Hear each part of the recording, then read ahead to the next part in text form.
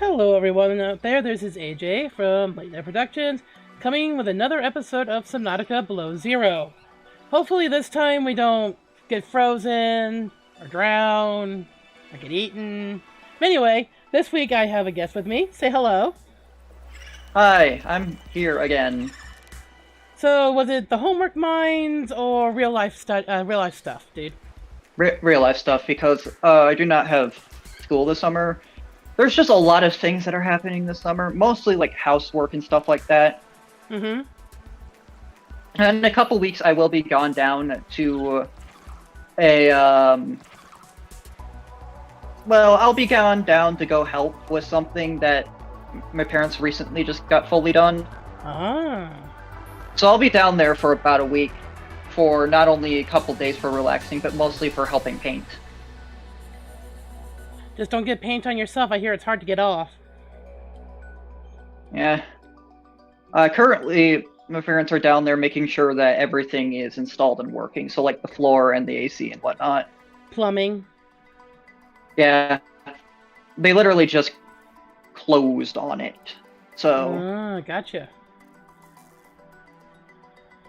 So they're making sure everything is installed. Yeah. They're making sure everything's installed and working that needs to be. Then about a week after that, in early July, I'm going to be me and my dad will be driving down there to not only help paint and renovate anything we need to, but do a couple things. Good, good, good. So this is also semi-warning that I will not be here the first week of July. Okay. Lead, fiber mesh, and a plasteel ingot. Oh, did I tell you I got the prawn suit? No, you didn't. Neat. Yeah, Prawn suit in this game is a lot more diverse. Yeah, it's different than I remember. You know what I mean? Yeah, the prawn suit has a couple of more modules on it, and the modules are a lot better than they were before. Yeah. It has a couple. They also have a couple of different. I think it has a couple of different upgrades to it that it didn't used to have before as well, like the afterburner or the perimeter defense. Oh, by the way, I found the rock puncher or two. Yeah. So rock punchers originally were going to be in the first Subnautica, but then they were cut. Yeah. I don't remember if they were cut due to time constraints or budget constraints, but they were cut. Yep, so here's my sea truck and my prawn suit. Yeah, so the rock punchers in this game, I think, have the exact same AI and models that they would have had. And it is possible through code console shenanigans in the original Subnautica to spawn in a rock puncher. And, you know, they'll have an AI and everything, but they won't attack because that was never programmed. It's funny, a rock puncher attacked me last time. Well, in the original Subnautica, if you spawned one in. They didn't have that coding in actually programmed before they were removed. There is I did look this up before a couple weeks ago. There is some eggs around that are effectively the cuttlefish of this game, which are called trivalves. Mm-hmm. There are 4 blue and 2 gold. The golds look more like orange than they actually do gold, but they're around. Is this... I don't know why, but it seems like it moves faster than in the first game. Slightly. It's very slight. Well, it is not very slight. It is a slight difference to speed. Hello, Cryptosuchus. How are you?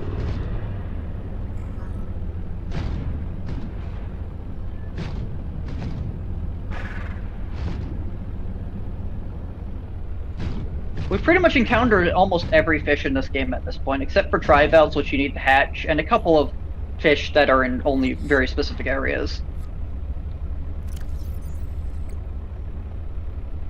Right, there's a Ventigarden I know that exists in that big leafy area with all the rocks in it that we went to before. Yeah. That are big passive guys. There's also glow whales there, which are big and passive as well. Those are both leviathans, and they both are just kind of there. Other than that, I think there are I'm thinking here. Other than creatures that you can only encounter on the surface, there's like one more fish creature I can think of that exists. No. Technically, it's a spoiler. Technically, it's a spoiler. But do you remember what happened last time we had a prawn suit in Subnautica, Ashtar? Yeah, if you have the similar set... well, the thing is that Sub-Zero fixed this issue somewhat. It makes it so that collision is loaded in before the actual geometry is. Yeah. In the original Subnautica, what it would do is it would load in the geometry, then it would slowly load in the collision.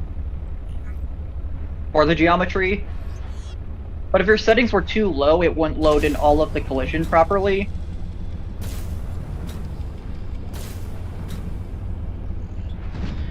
They fixed that. Thank God, because you remember how much it irritated us to no end back in the day. Mm-hmm. Now it loads in the collision, then the geometry to fit the collision. By the way, Red's in chat. Thanks for the heads up. She's saying that our audio's coming in good and all that stuff. Because remember, we've had 2 streams where we didn't have audio. Good. What are you? Yeah, we're good, Rid. That's silver. Hey, come back! Come back! I think so. I think so. Be careful around here. Come back! Ah, crap.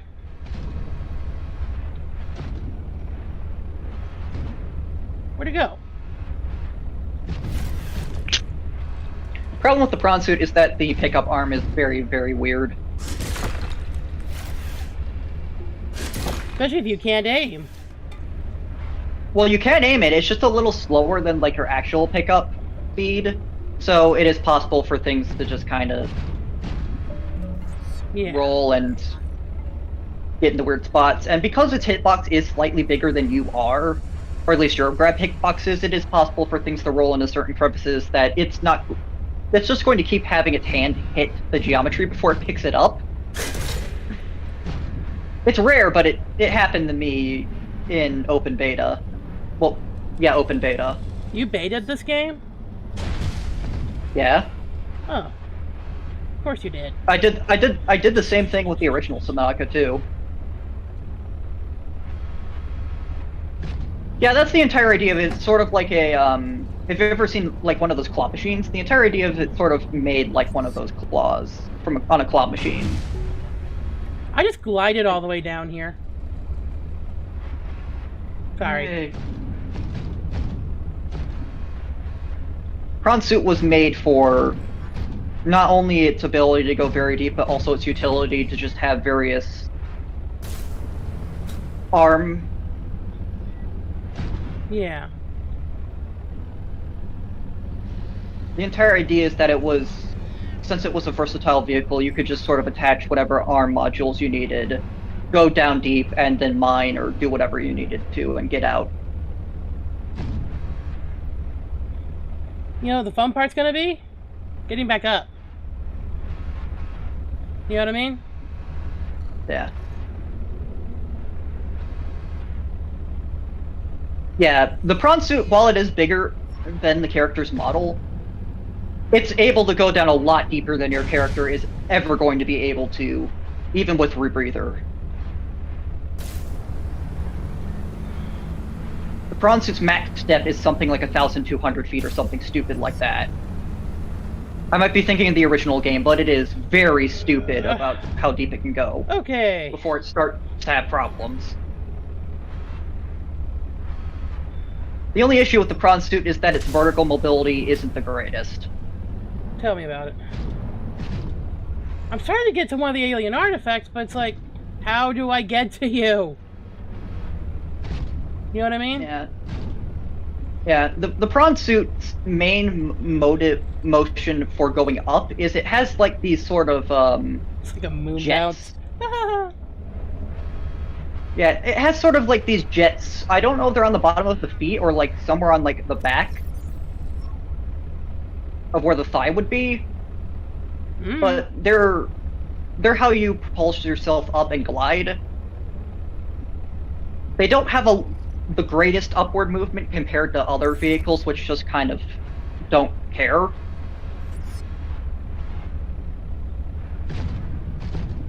So one of the modules, well, one of the arm adaptations for the prawn suit is a grappling hook, which is supposed to help with Mobility.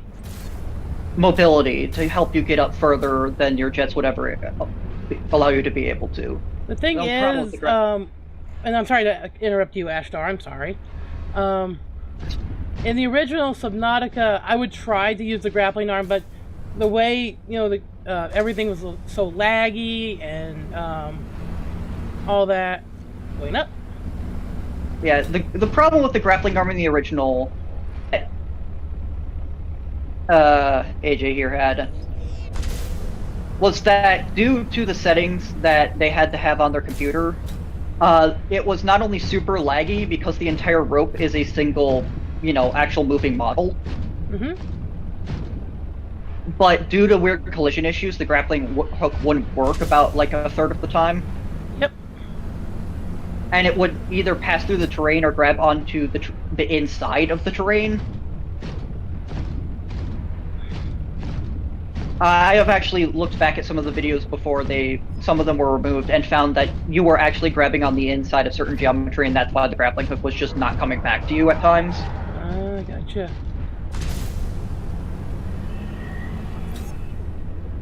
See, monkey. Since they have since fixed the collision weirdness, the grappling hook will probably not have the same issues. Although I'm not sure if the rope is still going. I'm not sure if the rope will still lag the heck out of your computer. It's dark here.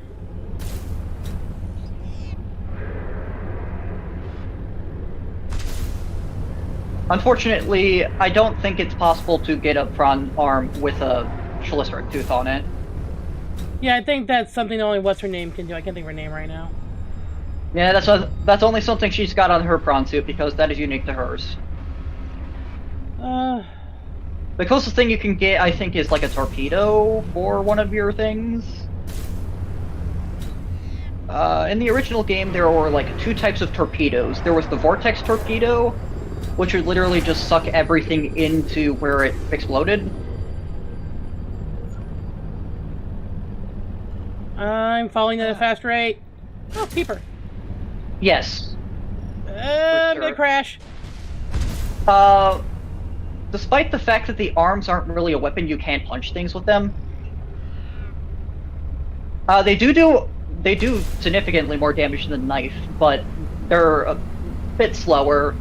And even if you were to use it as a weapon, you have to take into account the prawn suit isn't meant for battle.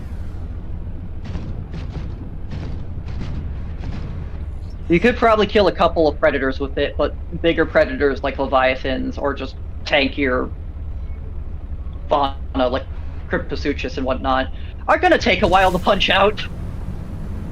I know back in the original Subnautica, I watched Jacksepticeye actually kill a Reaper with the stasis gun and his knife. Seek fluid intake. Yes, so I don't remember this. I think the stasis gun is no longer here. I do not have any water on me. Crap. I need to get some water. I do not remember whether or not the stasis gun is in this game, but I don't think it is, unfortunately. Yes, the entire idea behind the knife and, the actual combat abilities of the prawn suit is that if you have no other options, you can at least try and fight back or get them off of you. I hit something.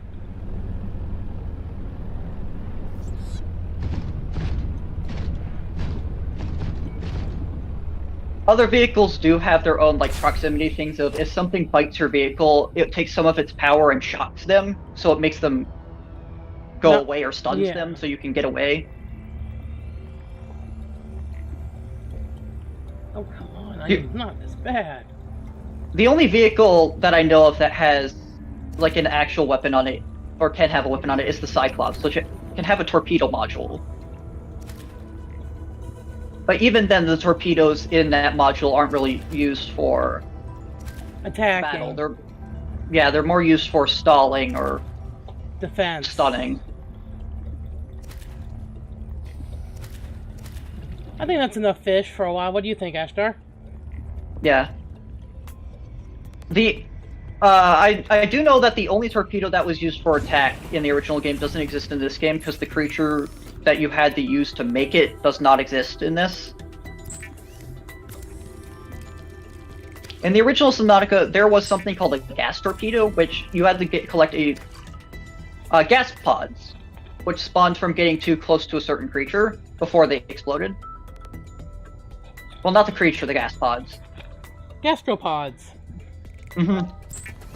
If you got too close to them, they would release a whole bunch of green gas pods nearby them, and after a few seconds they explode into gas and do damage to you.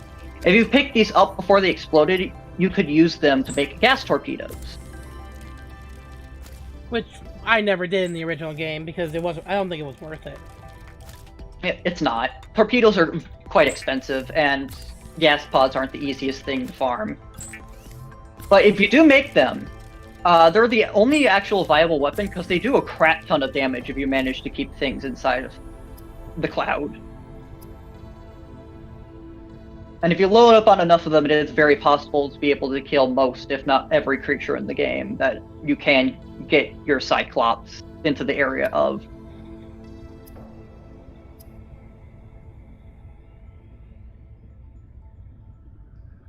Unfortunately, since gastropods do not exist in this game, gas torpedoes also do not exist, so you're back to the vortex and the stasis torpedoes.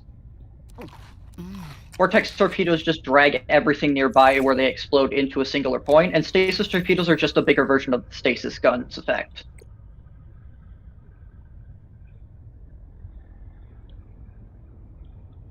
Which was, it would create a decently sized bubble after you hit something, and everything in that bubble would just freeze in place. The size of the bubble that made by the torpedoes was a lot bigger, so it was definitely worth the trade-off for more resources.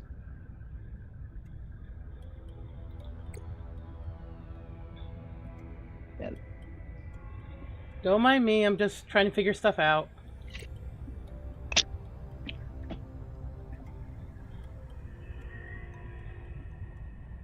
I need to find more things for the snow fox. Yeah. I just don't know where. Why have all this cool stuff when it's hard to find the stuff for it? It's on land, because that's what the Snow Fox vehicle's for. Oh. Specifically in a couple of the bigger islands, but yes. So the since Subnautica 2 has a lot more, well, Subnautica Below Zero has a lot more land than the original, they made a vehicle called the Snow Fox to help you traverse it faster. The original Subnautica had a total of 3 land masses. 3 land masses, one of which being the crashed ship. Copper. I have copper. The other two were islands. One of these islands was kept afloat by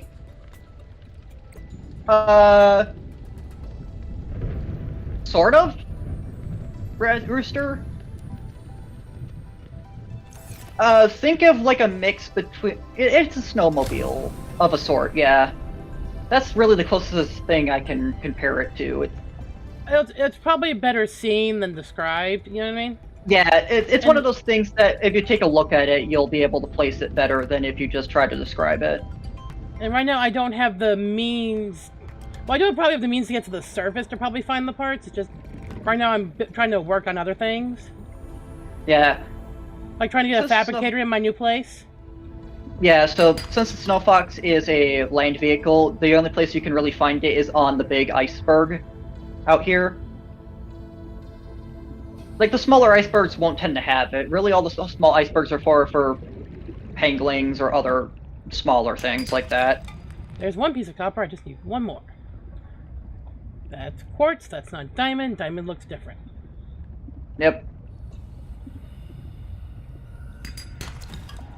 I remember, I think it was last time I played, I saw what I thought was quartz, and I got close, I'm like, holy crap, it's diamond! Yeah. So a lot of the resources have usually a average minimum and maximum depth where they spawn. So like quartz and these limestone outcroppings will tend to spawn from anywhere from the surface to like I think it's 30 meters down or something like that. 25 or 30.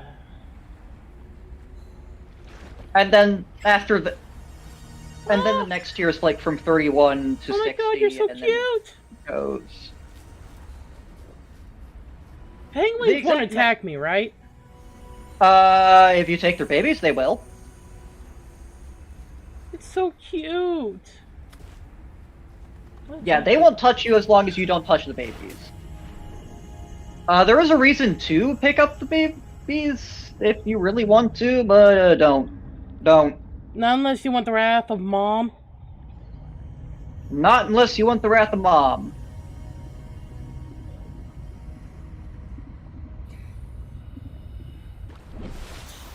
As far as I know, I don't know whether or not the Subnautica team has made plushies of anything. I want them to. They might have made plushies for penguins at a point. Or the small ones. There might be a few unofficial ones floating about, but I'd rather not. I'd love a penguin plushie, you know? That's one of those things of if they have a merch store, you might have to take a look at it. And it might be there, it might not. I really don't know. Yes. Yes, I would have them as a plushie. And I would love it forever. And named it Squeaky.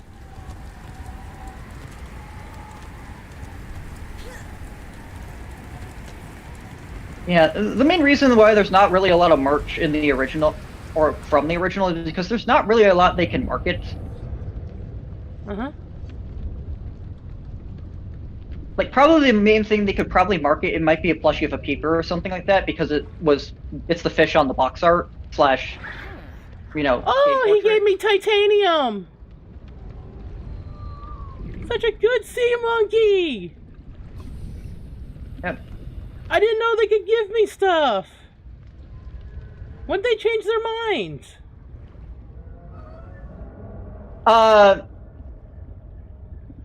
Well, that's the thing, is that if they have pieces of metal, like titanium or whatnot, if you've been good friends, maybe give them fish.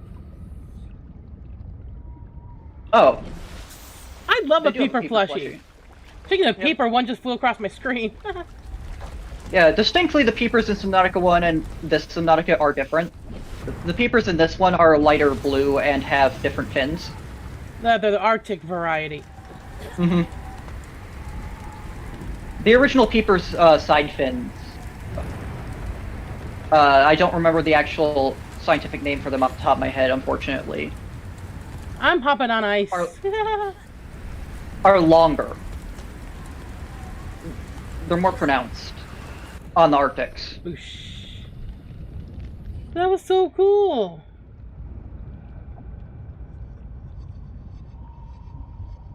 I didn't expect to get, titanium from one of those guys. They usually steal from me. It's less stealing and more wanting to play. Play with my survival.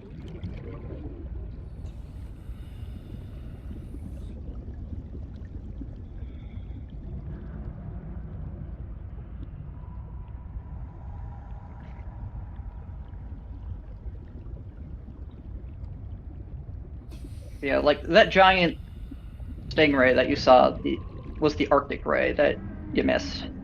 Sort of on the corner of the screen for only a couple of frames? Yeah, a couple frames, but it was there. Like, there he is, right there. Yeah, I saw him. Yeah, they're the replacement for the rabbit ray. Ah.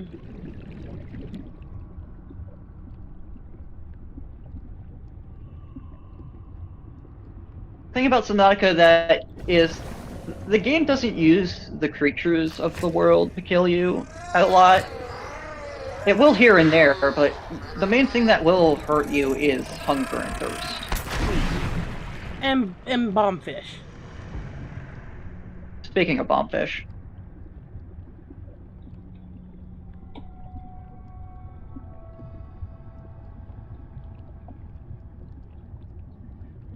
The original Subnautica one had a lot more creatures where even if they were considered passive by certain standards, would still be dangerous. The gastropod is the best example. Yep. It unfortunately also had a lot more hostile creatures in it.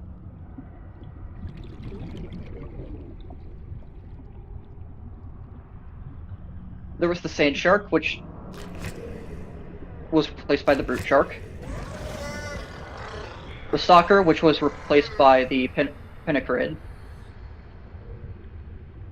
Bombfish are crashfish. AJ here just calls them bombfish because they forget the name is crashfish. Yeah, and they do have it. Well, they do explode like bombs, so. Mm-hmm.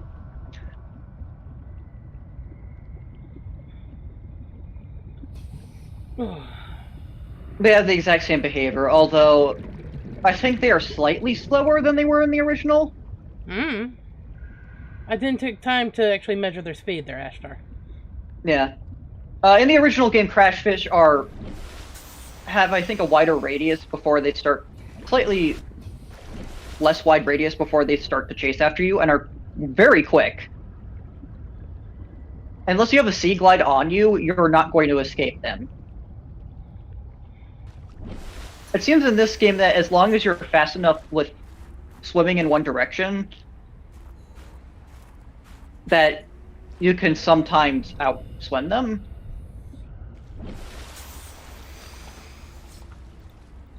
Without the need to sea glide, so it seems like they might be slightly slower. They definitely do less damage.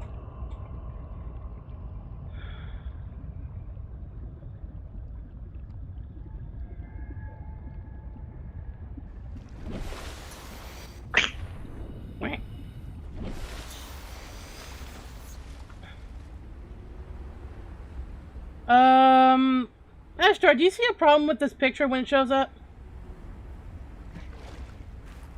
Picture. Hold on. Oh, there it is. Yeah, what's wrong with this picture? I can tell you immediately what happened. That peeper must have jumped out of the water, because I saw them doing that earlier. Yeah, I'm just gonna leave it to nature. Bye! I am horrible. It happens. Yeah, so something that the Arctic peepers do that the original peepers didn't do is that every so often they'll jump out of the water, almost like dolphins. Yeah, I saw peepers do it in the original, dude.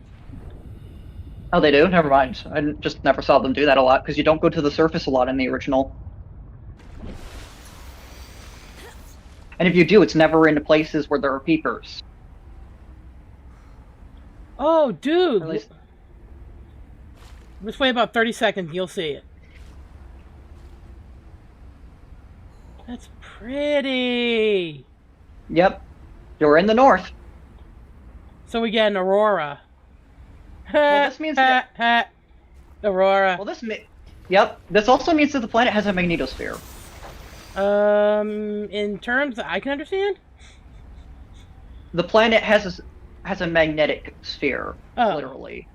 You know how Earth gets auroras because of the magnetism at our poles? Yeah.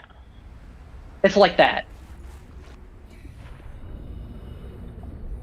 I still want to know how I'm warmer underwater than I am above water.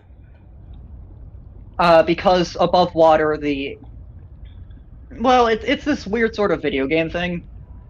Don't question. In actual terms, water conducts temperature very poorly. Uh-huh. So very big bodies of water tend to be quite cold unless you're in very specific areas of them, and so, like, for example, Lake Erie, even when it's like 70 or 80 up there, is going to give you hypothermia if you stay in it for too long. Very big bodies of water are very, very bad at keeping heat. Gotcha. Again, some places in the ocean are like jet streams and stuff like that, or in specifically, like tropical areas, those will be warmer, slightly. But if you go out far enough, it will start to get cold again.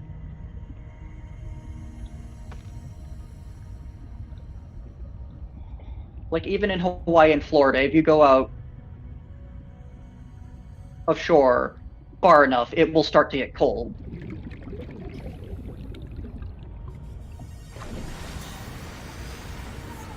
So, in this game, they're just making it so that since the water can't really retain heat here, it also can't really retain cold. Again, it's very bad at retaining certain temperatures above and below. Mostly heat. So I'm guessing the idea is that you have some sort of like dry suit on that helps preserve your inner body temperature.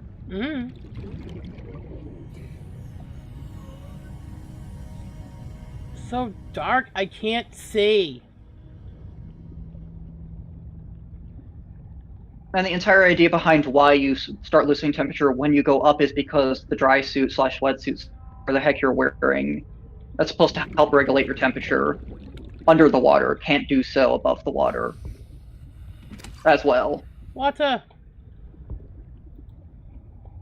That's not how it actually works, but these sea monkeys are gonna I'm guessing that's the justification for it. This is the third shipment that those buggers have gotten their weird little hands into. Now we're running low on flares, and I'm gonna have to search nearby nests for stolen cargo. They're lucky they're kinda cute. Raccoons of the sea, those ones.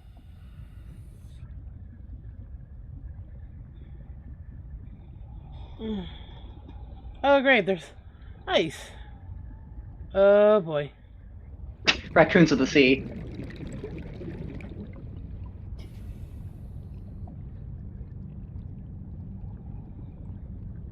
Air pocket.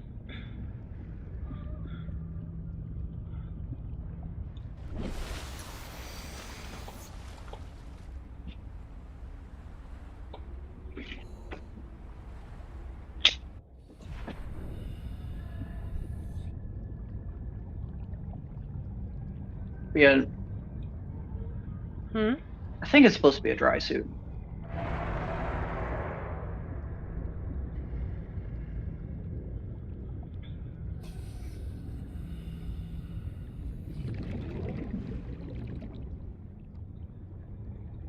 I wish daylight would come so I can see what I'm doing. Or where I am. Unfortunate problems with Subnautica is unless you got a flashlight on you, Everything's you gotta really wait for day. And while this does make sense for the ocean, because ocean reflects quite a lot of light, at least the water does, it sometimes makes for problems like this. That slight blue tinge you see in the water is mostly because blue light is one of the few types of light that can travel in the ocean for large distances. Most other type of light fade and can't travel through the water as far.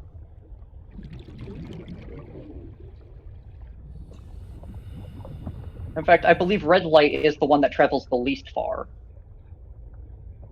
Looks like the sun is starting to come up.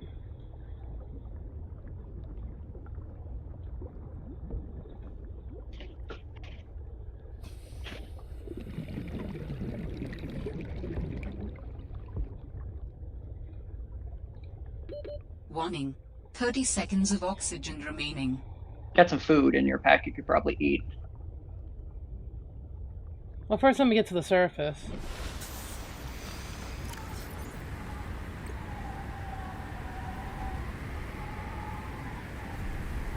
I have water, so... Vital signs. But yeah, eating the food's probably a better idea because they're going bad. Apparently got a creature egg at some point. Okay. Yeah, I saw you pick one up. I don't remember doing that, but okay. Dangerous weather approaching. Yeah, you just sort of did.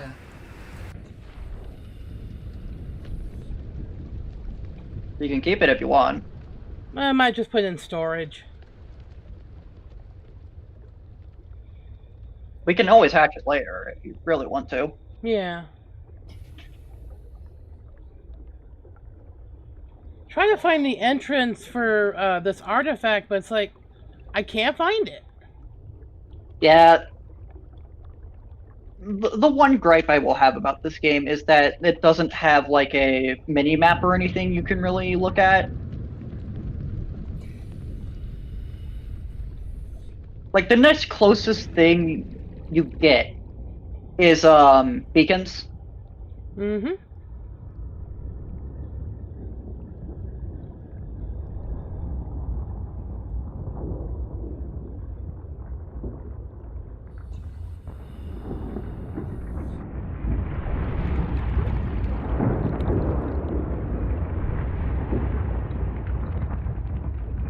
Oh boy.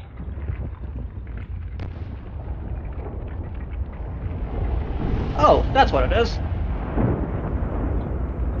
Found out what the egg is. What? It's an Arctic ray egg. Huh.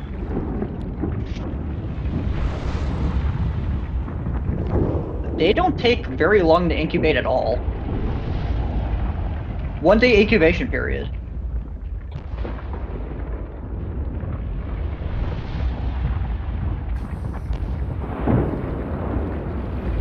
How am I gonna get through this? Warning. 30 seconds of oxygen remaining. You know, that's the Arctic ray egg, alright. We have another problem. I think I might have found where the artifact might be, but there are lava vents there.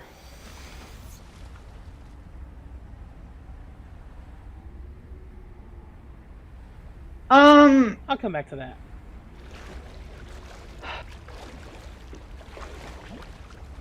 As much as I love the original and the new version of Subnautica, it does have its Drawbacks? small drawbacks. The original, it made a lot more sense that you didn't have like a mini map were really the best navigational devices because you just survived the ship going down. Mm-hmm. You had to escape in a escape pod. You didn't really have time to grab anything that would help. And eventually, you can make stuff like a compass and whatnot to help you figure out north, south, east, west, and whatnot. Yeah. It makes a little less sense in this game for you to not really have as much because you came down here prepared. You might have gotten hit, off course a bit, but you would think that Miss Smart over here would actually keep stuff in her pockets or secured to herself. You mean Robin? Mm-hmm. Like, you'd think for as smart as she's supposed to be, she would actually keep stuff on her person in such ways that even if the prawn suit were to need to be evacuated, that she'd be able to keep it on her. Yeah. Or just have it downloaded into the datapad before she left. But then we wouldn't have a game now, would we? I mean, we'd have justification for at least having a mini-map or some way of navigating a little easier, but no. They literally give you nothing for no good reason, even though they keep reiterating that Robin here is a bit of a genius.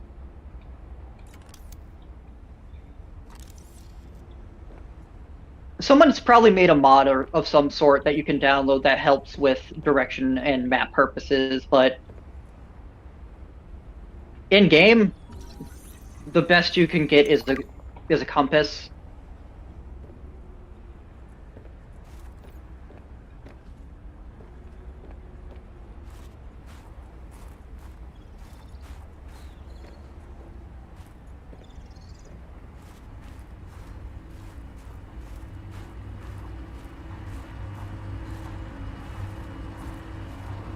I mean, one thing that they do, I think, is in both games, is that there is a tool you can make called, I think it's like I forget what it's called. It's like a Explorer's Lead or something like that. On. I forget the exact name.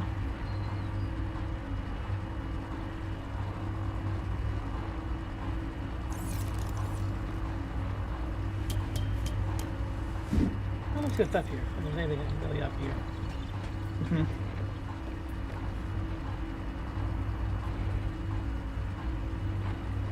Oh, I need to make that module. Oh, and I'm freezing to death. Mm-hmm.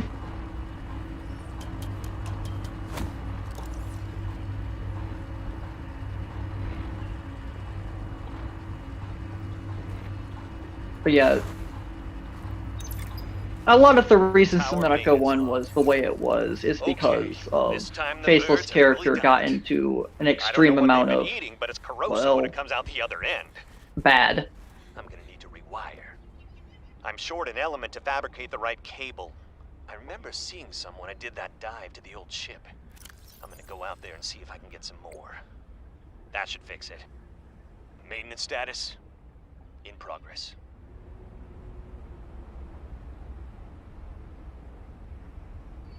Where is it? No, not the quantum locker, even though that is a good thing to have. It's not what I'm looking for. Yeah. There it is. How do I make this? How do I get a parallel processing unit? That should be under electronics if you have it.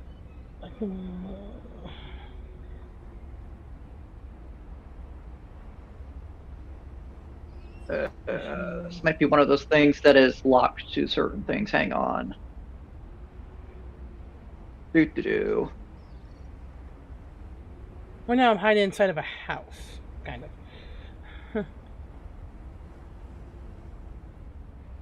How are you under electronics? Yes, it is. Where does this happen? Oh. Okay. Well, what happens? What do we need to do?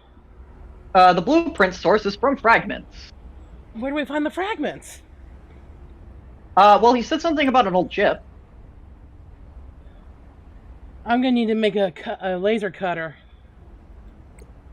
Yeah, it's telling me the location, but I remember seeing him saying something about an old ship. I'm not going to say the location's name, just in case there's story surrounding that.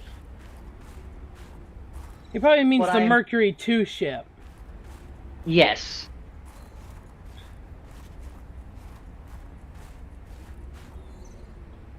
I'll go down the safe way. Oh, so that's where that was. That's what that was. Huh? Oh. Oh, I found out what the old name for it is. Huh. It was literally just called area name salvage, so purpose salvage or shipwreck salvage. Which I remember grabbing, but just not knowing what the heck to do with.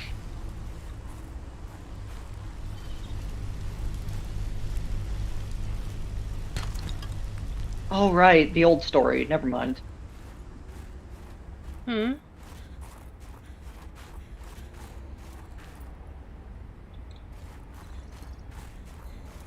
So this is a large difference between the new and old story. That particular tower over there, that satellite, it had a very much different purpose than it did now. Than it does now. I remember watching Jacksepticeye play the beta, and was it like a rocket ship or something like that? So originally, after the base, which no longer exists, and you meet, you know, the robot whose name I think he still had the name Alan early. He might have had a different one. Met very early on, and then you know, went out and started doing things. You're sent a supply package from Altera, from a ship that's in orbit, who is, you know, keeping tabs on and collecting data from the base that's down here. Eventually you come over here to try and reestablish connections because the base's satellites was taken out by the avalanche that happened. And so the parallel processing unit, which used to just be called, you know, area name scrap, depending on where you got it, was used to repair the satellite so you could come into contact with Altera, the ship, and, you know, Robin's Bay, who is on the ship. And so, after doing this, because of Alain in the head, do some weird stuff, have a small conversation. There is a small rocket nearby that you can send up to the ship. So what they want you to do is they want you to get put a blood sample of you in there because you're acting a bit weird, and they want to make sure you're okay. And send it back up to them so that they can diagnose if you have anything weird. Because they don't want a repeat of the Kara incident. Mm-hmm.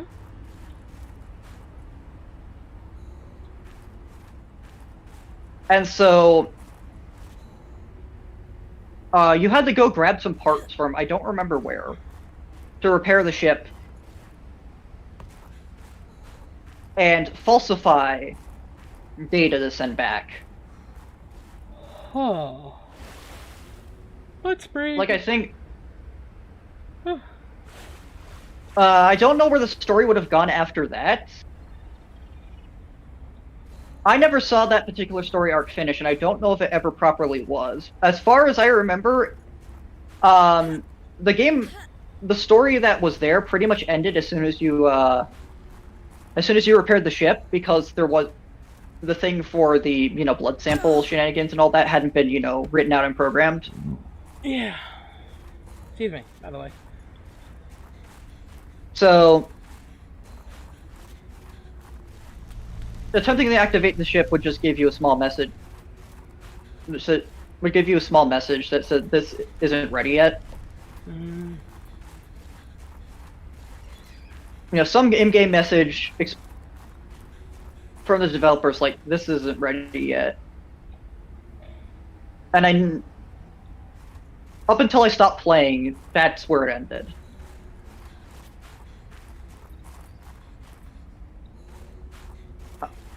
When they redid the entire story, that was scrapped wholesale. The tower was kept, although now it has a different purpose, as you can see.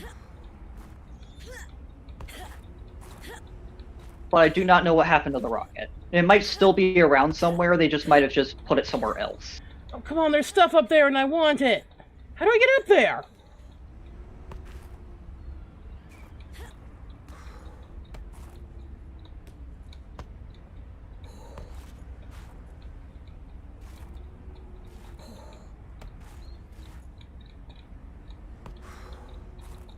Come on!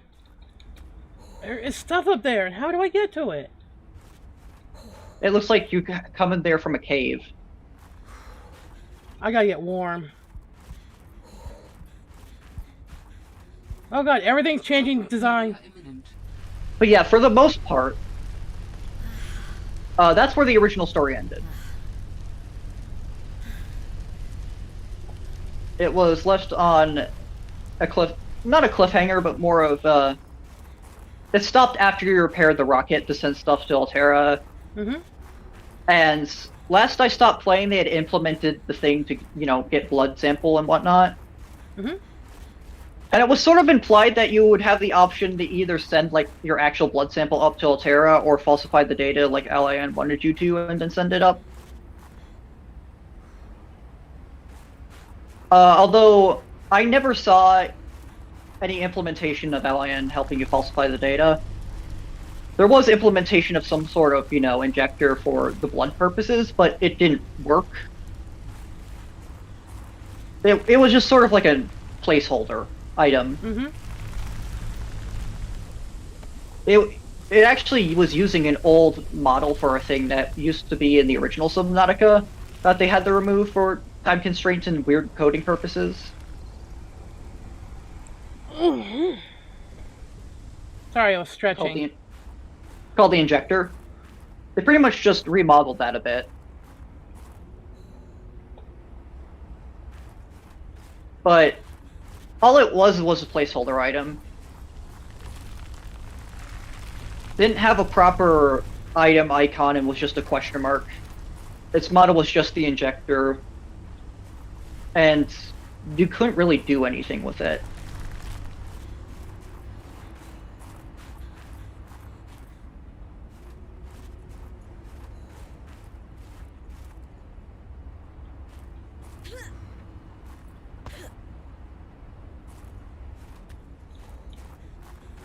That's the last I saw.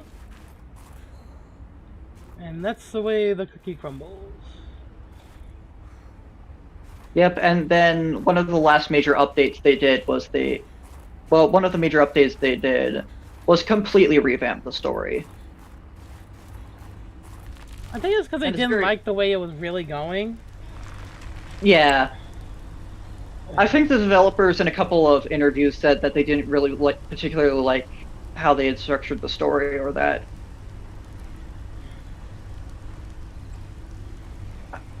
Or that's the direction it was being taken in. I want those boxes. It's very understandable because the story that they had was very... I wouldn't say odd. The first part of the story was, you know, the base shenanigans. That was fine. But it did feel a little fast. Yeah. And then after that, it almost felt... Slug? It just felt weird.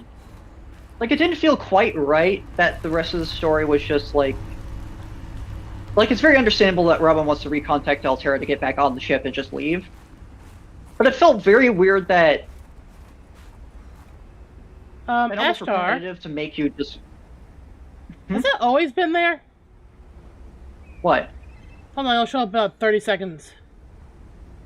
I forgot you're watching the stream, not actually me streaming. Yeah, that's always been there. First time me seeing this. But yeah, the entire rocket idea and the data thing just felt weird. Cushy setup. Must belong to one of those higher-uppers. Maybe I can find It just clues didn't about really Sam fit. here. Good morning, Frostpack. Just And there wasn't really a good inform you of some key achievements and priority shifts. place to do anything because the entire idea was as soon as you sent the data up to Altera, they would have sent the ship back down to the planet for you. You would have gone over and then just be brought back. Who's now reassigned to Outpost The story felt just really helping short. us dream of future initiatives. Congratulations are also in order for Not really Danielle engaging. Valenti and her team at Omega Lab. The closing of Phi Robotics means important funds can be redirected to their Kara bacteria study, which has important positive implications for the life sciences. You're all doing an exceptional job, and I don't want to promise anything, but HQ has been taking notice. Keep up the good work. And I think we can start discussing bonuses soon. Sam really got under management. I know you can scan the nameplate, I just I know don't. she had it in her. Ashtar, watch the toy.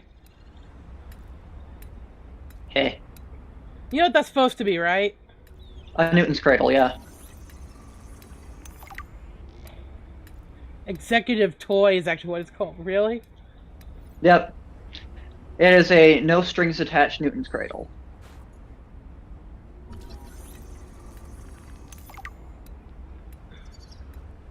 Hey, the sun's rising. I don't think there's anything else here for me. Yeah, so that aquarium and the aquarium that is room sized are very different. Indeed. It is possible to put fish in that smaller aquarium, but they don't multiply nearly as much as they do in the big one. In fact, I don't think they multiply at all. That sign means delta, right? The triangle? Yes. Okay.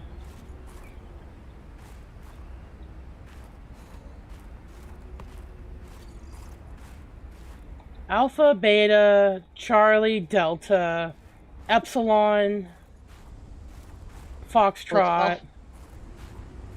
Huh? Well, we're just talking Greek letters. You would... I'm sorry, I was going into the military alphabet a little bit. Well... The Alpha Bravo Charlie. Well, I think, I think military alphabet got its, some of its stuff from, you know, Greek letters and whatnot. The only thing I can think of is, like, Delta. Ow!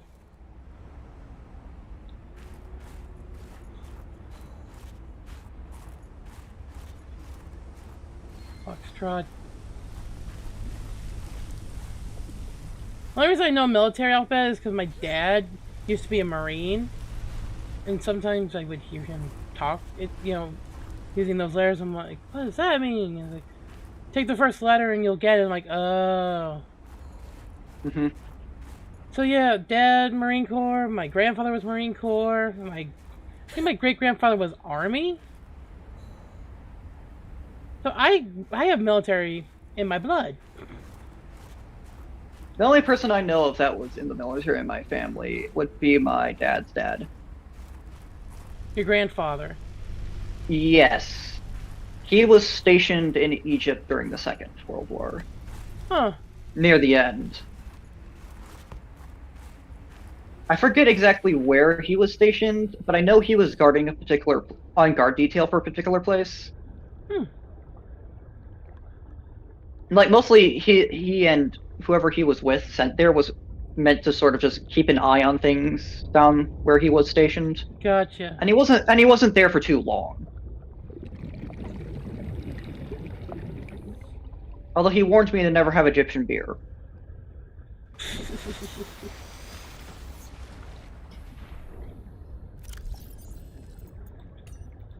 David, you'll be happy to Apparently know a local name for it is camel Frostback is piss. making excellent progress. I must say, my management style Real seems bad. to be uniquely well suited to isolated planets. I miss you, of course, but I wonder if you feel it too. As great as we are together, we're almost better apart. Just look at how well Prosperina did in her last show.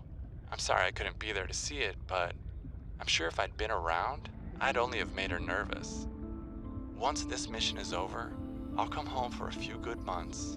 And then, what do you think if we look at reorganizing our expectations to facilitate longer-term separation success? I really think this could be a great model for us going forward, romantically and otherwise. Don't forget, I love you from the depths of my heart. Keep on succeeding in your projects. You know there's nothing I find more attractive.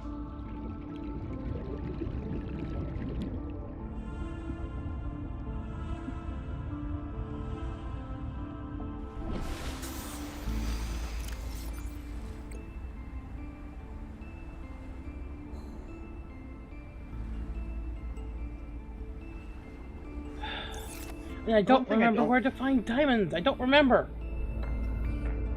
They're a bit deep. Problem here is that if we want to make the prawn suit better, we need a moon pool. I know. And a fabrication station for if we want to make it even better. That involves a base, since Sea Truck We do can't have a base. Moon pool. Actually, we can make the moon pool here soon. I was gonna make sure it's actually in the spot that I can drop in and out of without destroying my ship or whatever. You know what I mean? Yeah. Because this is our base right here. Oh, that thing? Yeah, okay. It'll show up. Fabrications. Yeah, it's right there. I saw it.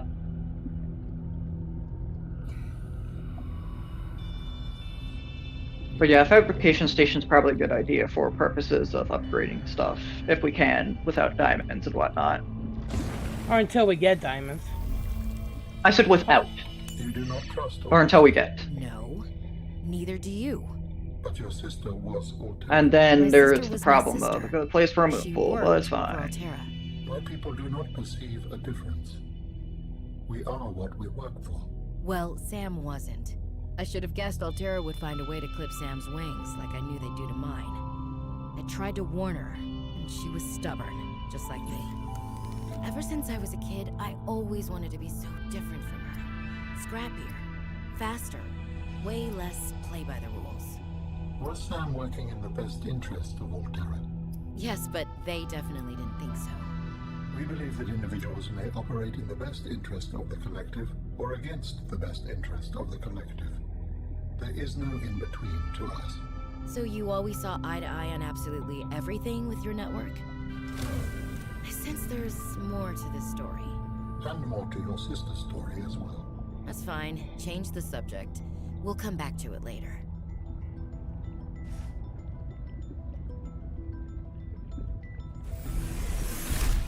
Seek fluid intake immediately. Oh yeah. Duh. Fabricator.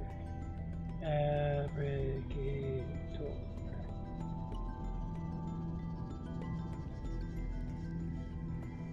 Do you have the thing for fabrication station?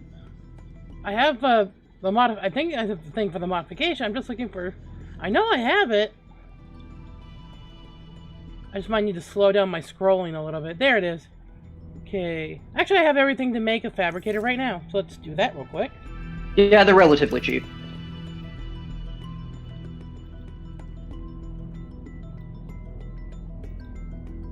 Mostly because they want to make sure that your bases can have them. Now I'm gonna go catch some fish. So we haven't done much so far this episode. Yeah. Well, we actually did a couple of things. We found that we needed the parallel port thing. Yeah. Which we know where we need to go for that. I just need to make the cutter for it. Which you need diamonds for, so now we know we need diamonds. I had diamonds, but then I died a few times. We picked up a few PDAs for lore purposes and whatnot. For those who might be interested in a bit of the story of the other people that were on in this, down here in this particular area. Oh, my inventory's full. You found that one of the alien artifacts that we need to go to might involve dealing with a volcanic vent. Yep.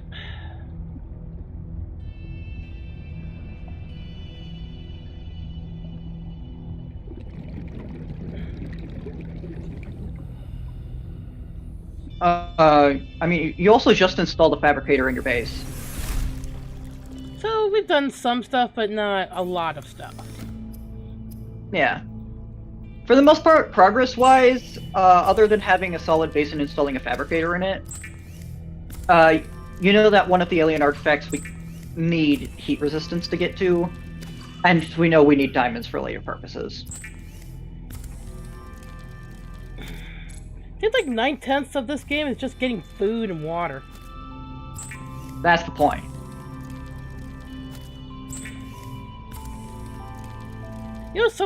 I know there's a ship still, like, above the planet, and they know we're down here. Why can't they just send us stuff? Legal.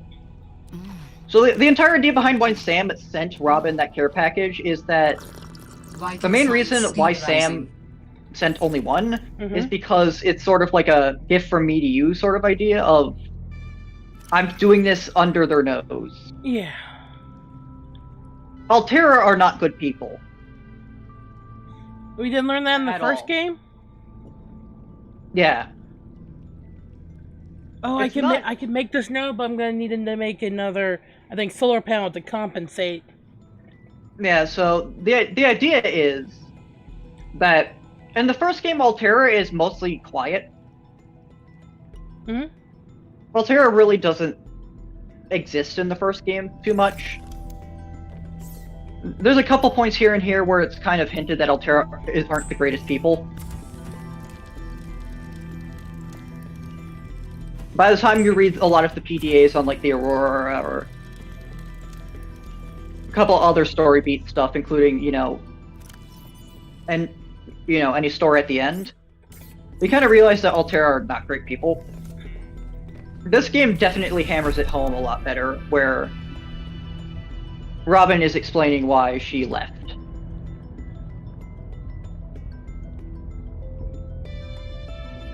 And refuses to work with Altera.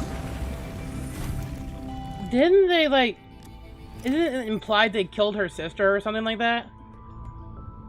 No, it is implied they heavily reprimanded or straight ostracized her. I only have one lead. I need another lead. Stuff can be put away for now.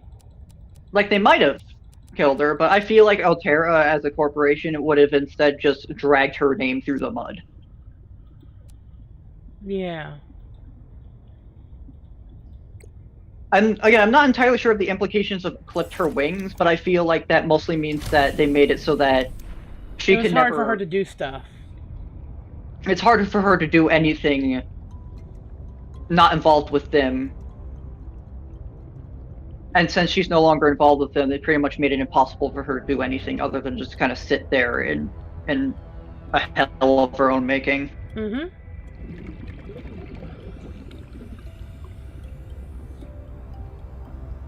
trying to remember how to get lead.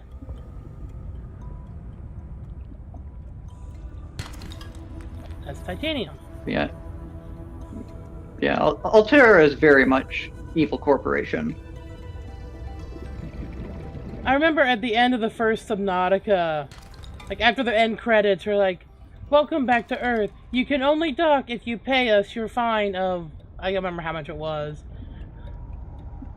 Yeah. So, again, at the very end of the original Subnautica, slight spoilers, there's a PDA message from... It's a message from either your PDA, which you've had, you know, been tracking your activity the entire time, or, you know, some sort of automated system from Altera that's like, welcome back to Earth. You need to pay, and it states this exorbitantly high amount of money, credits, to dock. And the entire idea behind why that fee is there in the first is because everything you pick up on the planet you're on is being tracked and feed by Altera. Like, the first time you pick up a diamond, it says everything that you pick up is property of the Altera Corporation. Loadable, in my opinion. How can they own anything on this planet when they didn't even know the planet existed until we got here? Lead! Perfect. Sorry. Well, the idea is that they're not tracking... They're mostly tracking probably through some sort of, you know, auto-scanning feature on the data pad or something like that. The materials you're picking up and what, you know, the contents are, and then pricing them depending on what it is. Yeah. So the entire idea behind your fee being extremely gigantic when you get back is your creation of all of these tools and everything with all of these materials.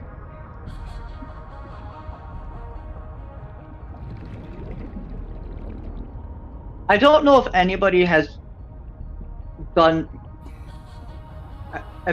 found out that through cheating purposes, if you go through the entire game without crafting a single thing, what the message is at the end of if it still states an exorbitant amount of credits or not.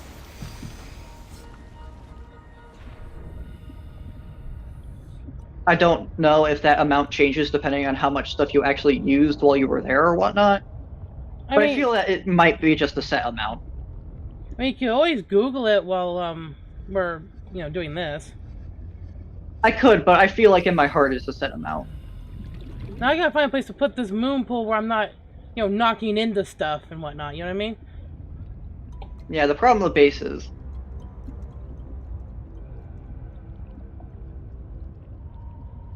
As versatile as bases are, the problem is finding how to do space fine. I don't think I could destroy those. Guess that's my best bet.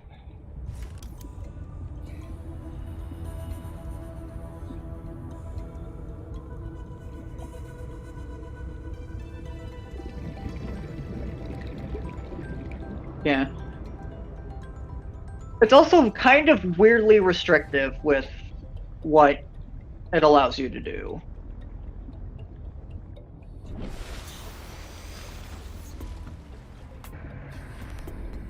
So in the first game, it wouldn't actually tell you what's in the way.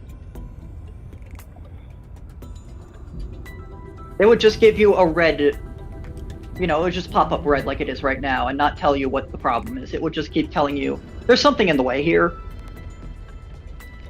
And not give you any indication what is. You think this is a good idea, or should I put it somewhere else? That's probably fine. Oh, my throat. Might be a bit tight for a Cyclops, but it's probably fine. I don't think the Cyclops in this game, dude. And now I have to figure out how to connect them.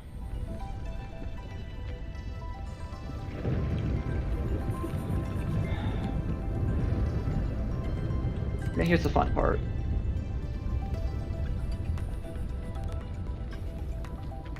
Yeah, as you can see now, it will tell you if something is in the way by highlighting it yellow.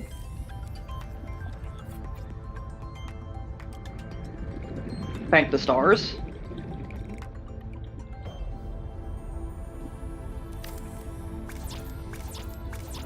Oh, I am out of titanium.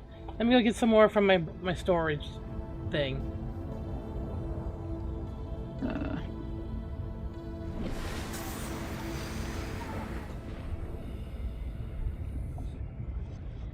You alright, buddy?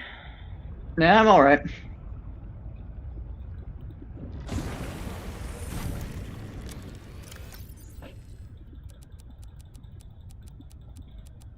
Actually, I'm gonna go get some water. I'll be back in a minute. Okay.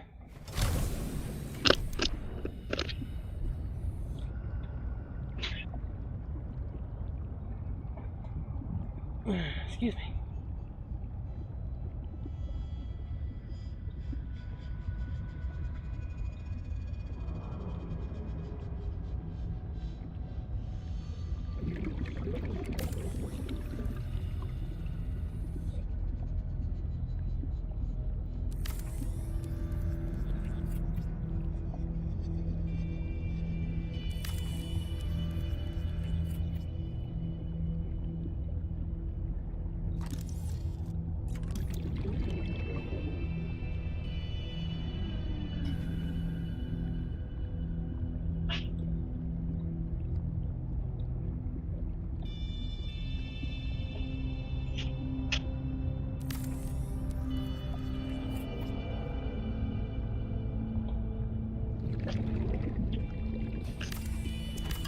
Alright. Oh, shit. I forgot my water bottle. Hang on.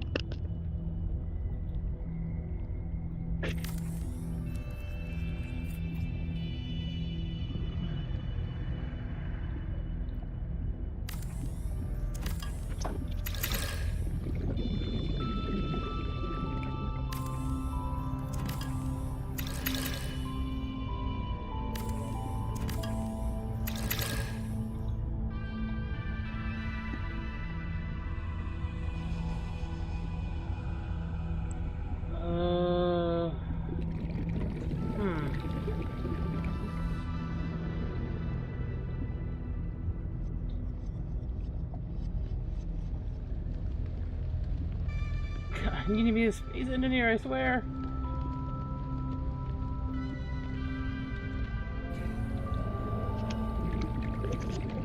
I'm back. Welcome back. I'm trying to figure this out.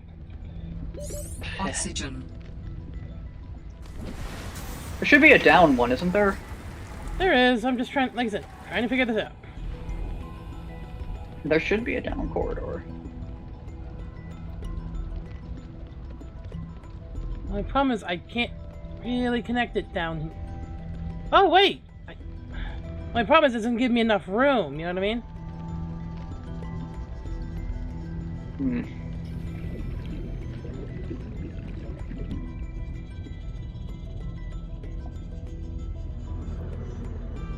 Hmm.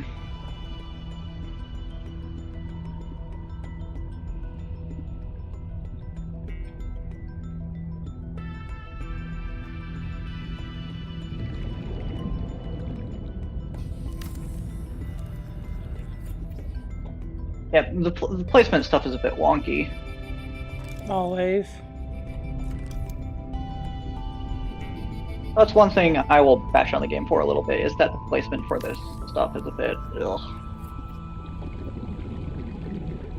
I might have just figured it out. Might have.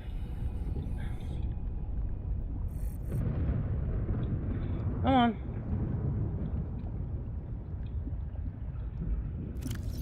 I have enough titanium. You can change that I compartment to L.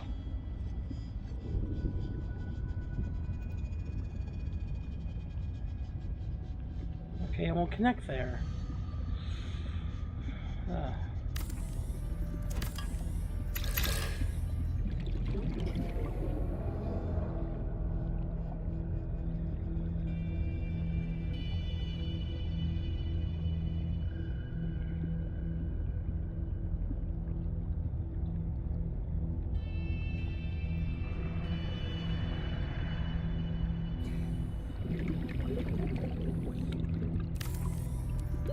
Oxygen.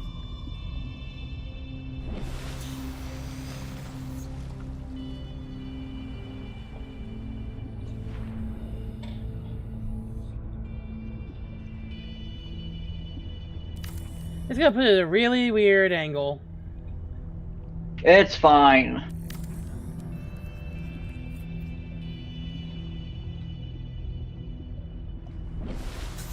It looks like it's not gonna connect now. See? It's not. Why do you do this? I'm not doing anything, dude. I'm asking this to the game. We can just undo that and try and do the double eye again. I have a better idea. Bear with me. How about a T compartment?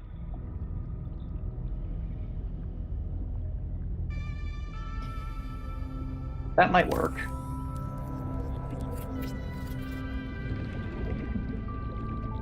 Yeah, see, it comes more straight on. Maybe.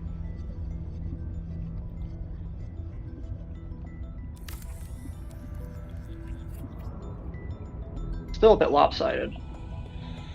What can you do, dude?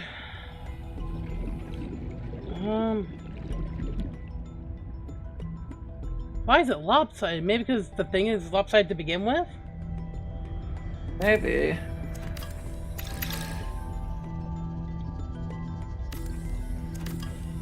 Actually...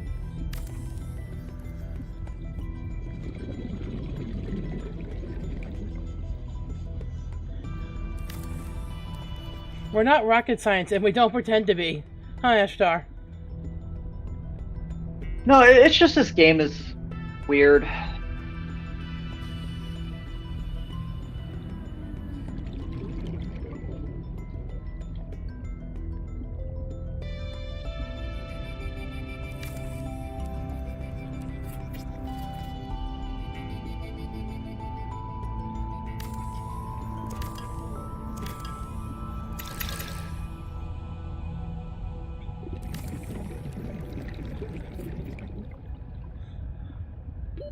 Oxygen.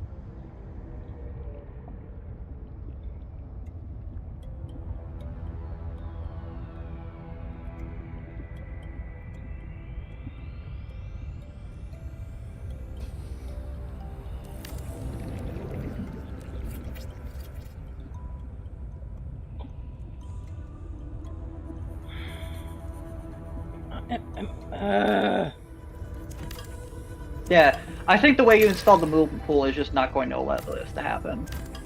So you say I need to move it? Either that or we have to move the base.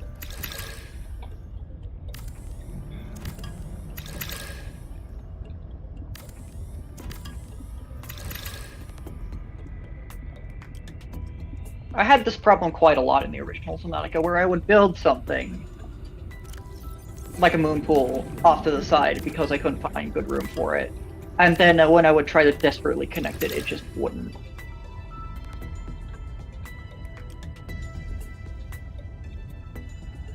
I don't care if we go over time, by the way. This has to be done, you know what I mean?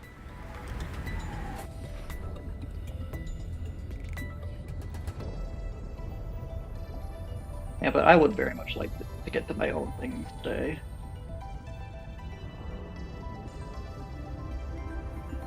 I mean, part of it's gonna be above water, but it's better than nothing, right?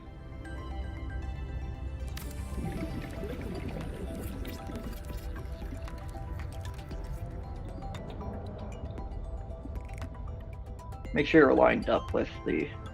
As much as I can, anyway.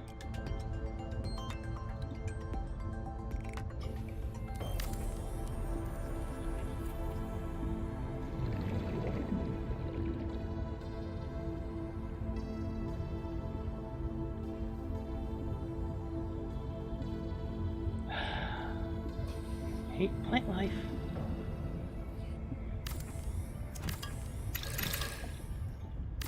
I hate plant life.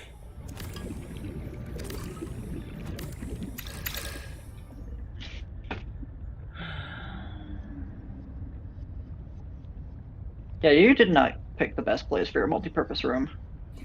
And I can't really take it now because it has stuff on it and in it, you know what I mean? Yeah, that's the problem.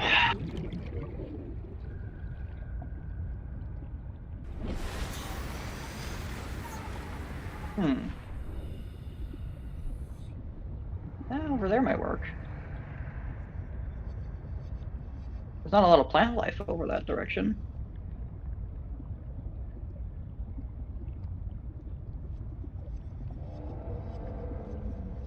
I can't really lower it any further than, I think, this right here.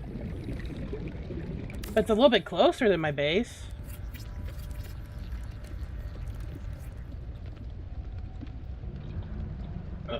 Wait. That might work.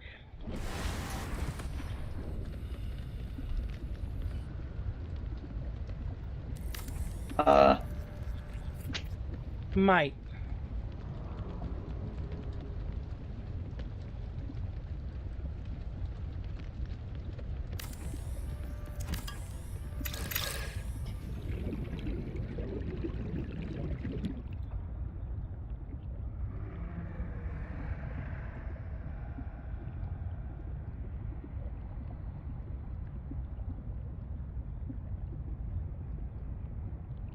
Hold on. I want to see if I can get this a little bit higher up, you know what I mean? Okay. I will make this work, gosh darn it. Welcome to the Hotel California. Ha, ha, ha, ha, Ashtar. Actually, I do like that song. Yes, but I'm feeling the particular lyric of "you can check out any time, but you can never leave" is very apt right now. It's powering itself right now, by the way. Power restored. All primary systems online. It shouldn't be doing that, but sure. It's attached via that little line, I guess. Weird. I still have to build a pathway. It is. It seems that electrical lines are now separate from base connections. Originally, if you wanted something powered, you would have to have a physical connection from wherever your power was to that particular section. But now it seems that they just, if it's close enough, it gets powered. Yeah, but I still want to connect it. You know, so I can walk back and forth and not have to swim? Fair. But that means that I can build what I like to call the Rift base. Rift base? It's an idea I had in the original Subnautica where I split up that didn't pan out very well. Why's that? At least in the original, and I ended up just building what I like to call the mega base, but that's another thing entirely. Okay. So the idea was that the split base I would build in a relatively mute section of the world. Mm-hmm. Either in like Red Kelp, where the sand sharks were very easy to keep track of, or the mushroom forest. Mushroom forest, or somewhere in the safe shallows. Yeah. The idea for the base was that, because this is before I knew that you had to have physical connections for power to transfer. Mm-hmm. That I would have one section in a particularly deep area of one of these biomes wherever I built, for like the moon pool and everything attached to it. So like a moon pool and a small hallway to a room with a fabricator in it. Yeah. Nearby would be literally just a bunch of multi-purpose rooms connected to each other. All of them full of various types of power generators, depending on the area. Mm-hmm. So if I did like safe shallows or mushroom forest, it would have been just a bunch of biofuel with a bunch of solar panels on it everywhere to generate just as much power as possible. Alright, anyway, back to the project. There would be another section as the main section for literally anything, for like fabricator, another fabricator, a fabrication station, etc. Modification station. Most crafting stuff, with some storage here and there. And then another section that was just purely storage. So the entire idea was that there would be an energy section where I would charge things and just get as much energy as possible to give to the other sections of the station. Problem is that I realized that I had to connect these segments after I tried doing this. And it made the base much more maze-like than it ever had the right to be.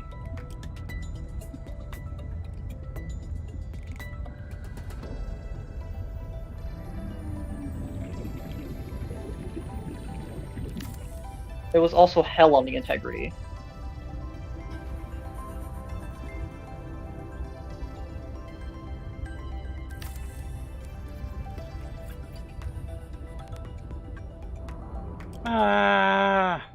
The measurements are off again.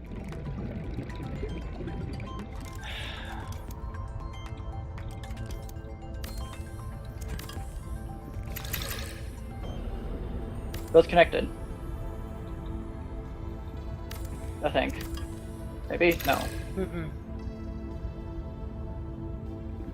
Yeah, because I'm a little too close. Jesus Christ on a popsicle stick.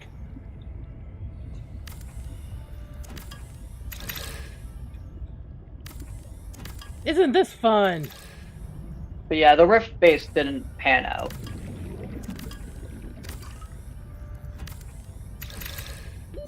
Oxygen. Now it seems like as long as there's an object close enough to a power station, it will channel. Good to know. And I don't mean to sound snippy, Ashtar, I'm sorry. It's fine. That just means that I can do the rift base properly. When you get this game, you mean? I have this game. Oh, you do? Yeah, I have it.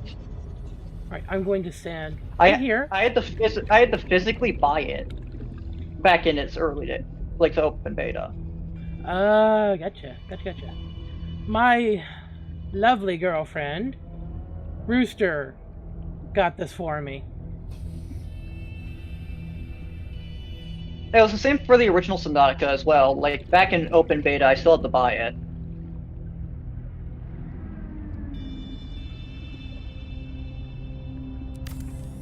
Hang on, before you do that, make a vertical pipe so you can line it up. Well, first I have to get a new battery. Or, no, just change out the battery from one of the ones that still works.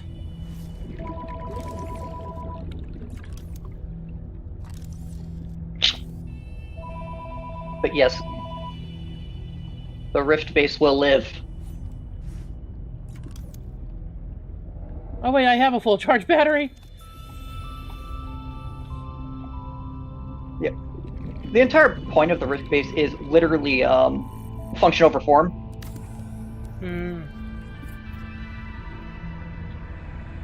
It looks ugly, but that's the point.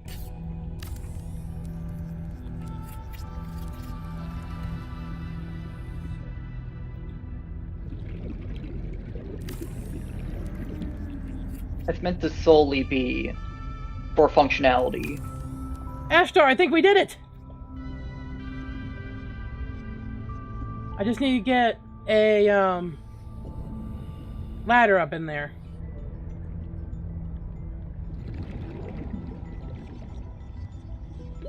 Oxygen. Hooray! Yeah, you did it.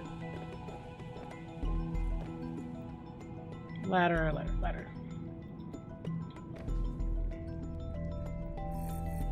Yeah, the other problem I ran into was that some of the smaller bases, you know, like not the storage base, but like the power base, that were very,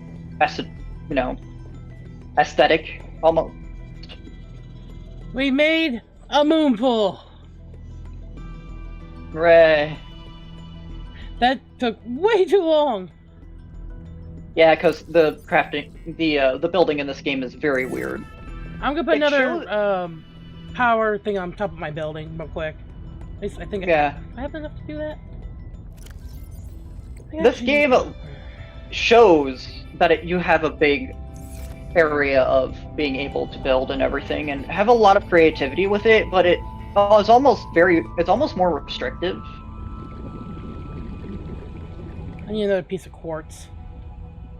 The one thing in the original Subnautica that was, it's a mechanic, but it's a very oft-used mechanic, is the durability of the base.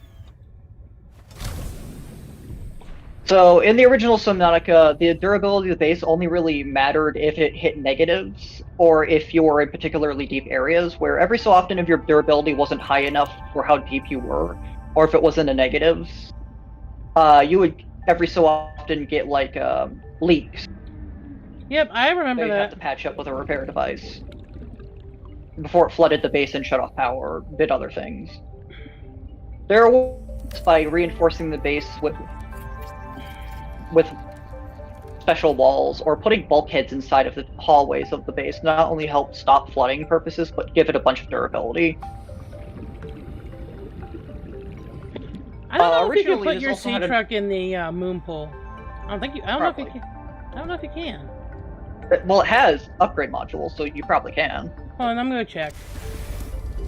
But the main thing is that base durability was actually implemented because one of the ideas that they had to scrap for time purposes was that if you built your base near like certain areas, that certain fauna would come attack your base.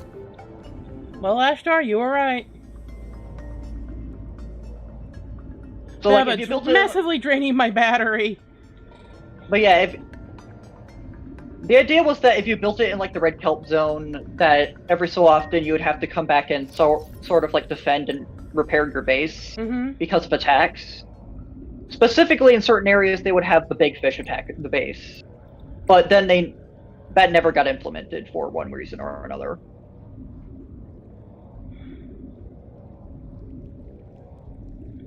So, you think we should call it here, Ashtar? Probably. I mean, I don't know if they've re-implemented it in this part of the game, but it seems like base durability might be a thing we should keep an eye on, just in case. Oh yeah. So, let's recap the episode real fast, shall we? We got a moon pool. We found out we need heat resistance for a certain thing. We found a bunch of lore. Yep. What else? We figured out what we needed for the satellite. Yep. And where to find it. Oh, that reminds me. I need to make the plasma cutter, or what the heck it's called. Yep. Yeah, we found out we needed the plasma cutter, so we need to go find diamonds. Oh yeah, right. So, I guess for right now, we can call it. My base is about to run out of power because the sea truck is taking so much. It's slowly crawling up. And at least we have a way to kind of recharge the batteries until I actually get a real battery charger, you know what I mean? Yeah. At least for my ships. But anyway, thank you guys for being with us this week. We hope you stay safe. Have a great week. And I guess that's it. We'll see you guys next week. So this has been AJ. And Dashstar. You guys have a great week. We'll see you next time. Bye.